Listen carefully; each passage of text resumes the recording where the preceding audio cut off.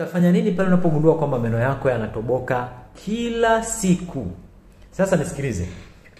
Kitu kinachosababisha meno ya mtu yatoboke si kama wengi wanavyodhani kwamba meno yanaambukiza, wala si kama wengi wanavyodhani kwamba meno yana tabia ya kutoboka yenyewe, lakini lazima uwe umejua kuna vitu vitatu ambavyo viko hayo maeneo na huenda kimojawapo kimesababisha.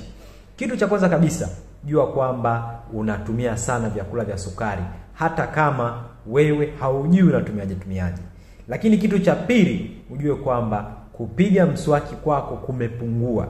Lakini kitu cha tatu, jua kwamba una bakteria wengi katika kinywa chako, na wanapokuwepo bakteria wengi wanasababisha kufanya mchakato wa mpaka unapata asidi, ambayo hiyo asidi inatoboa jino lako. Kwa hiyo unapoona meno yako yanatoboka siku mpaka siku, usikimbilie kusema tu meno yangu yameambukizana au nimeambukizwa jino au ni uchawi ama ni vyovyote ambavyo utasema, lakini kimbilia kujua kwamba vitu vikubwa vitatu vinafanya kazi katika kinywa chako.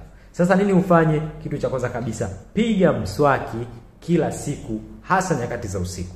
Lakini kitu cha pili, ujitahidi kubana ama kuepuka matumizi ya vyakula vya sukari. Halafu kitu cha nne, jitahidi sana kutembelea kliniki.